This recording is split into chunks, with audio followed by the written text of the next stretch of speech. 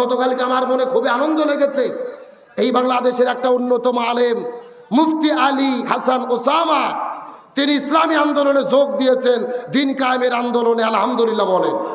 স্বাভাবিকভাবে তিনি ফরম পূরণ করে যোগ দিয়ে দিলেন ইসলামী দলের ভেতরে দিন কায়েমের আন্দোলনের জন্য। আমরা মুফতি আলী হাসান ওসামার জন্য দোয়া করি, আল্লাহ তাআলা প্রিয় ভাইকে দিনের জন্য কবুল করুক, আমিন বলেন।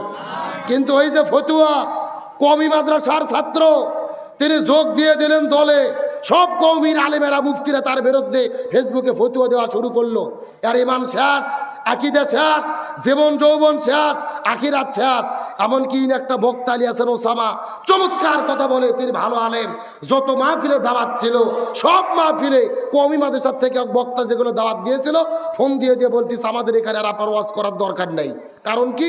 বলতেছে আপনি জামাত ইসলামীতে যোগ দিয়েছেন, আপনার ইমান শেষ, আকীদা শেষ, আপনার আলোচনার চলবে না, আপনার ওয়াজ আর শুনবো না। এই বলে সব দাওয়াত দেওয়া মাহফিল ক্যান্সেল। হিংসা হিংসা আছে না নাই? আরে ভাই, আপনি হেফাজত হতে পারেন, আমি চরমনাই হতে পারি, আরেকজন জামাত হতে পারে, আরেকজন আলে হাদিস হতে পারে। এগুলো আমাদের বড় পরিচয় নয়। আমাদের পরিচয় আমরা মুসলমান, আমাদের সংবিধান হলো আল কোরআন। কথা বলে না কেন?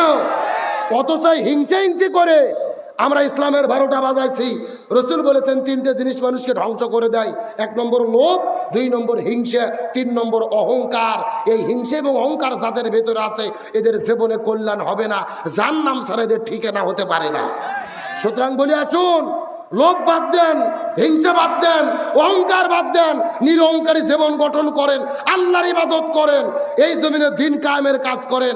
আমরা বিশ্বাস করি শুধু আলী হাসান ওসামা নয়, এইরকম একে একে সব আলেমদের বুঝ হবে। তারা সঠিকভাবে যদি কোরআন হাদিস ইসলামী সাহিত্য পড়ে, দিন ইসলাম বুঝতে পারবে, ইসলামী আন্দোলনের সকলে কর্মী হবে। আল্লাহ কবুল করুক, আমিন বলেন।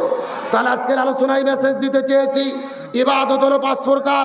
ব্যক্তিগত ইবাদত, পারিবারিক ইবাদত, সামাজিক ইবাদত, রাজনৈতিক ইবাদত, অর্থনৈতিক ইবাদত। জীবনের প্রতিটা ক্ষেত্রে আল্লাহর কোরআনের বিধান, রাসূলের সুন্নাত মেনে চলার নাম হলো ইবাদত।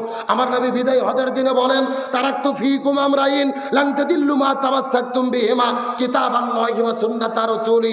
আমি তোমাদের জন্য 2টা জিনিস রেখে যাচ্ছি, আঁকড়ে ধরলে পথভ্রষ্ট হবে না। 1 নম্বর কিতাব আল্লাহ, আল্লাহর কিতাব কোরআন। 2 নম্বর সুন্নাতা রাসূলি, রাসূলের সুন্নাত হাদিস। সুতরাং জীবনের প্রতিটা ক্ষেত্রে আল্লাহর কোরআনের বিধান এবং রাসূলের সুন্নাত আদর্শ মানতে আমরা রাজি আছি তো ইনশাআল্লাহ। কারা কারা যে একটু হাত তোলেন তো দেখে, লিল্লাহি তাকবীর।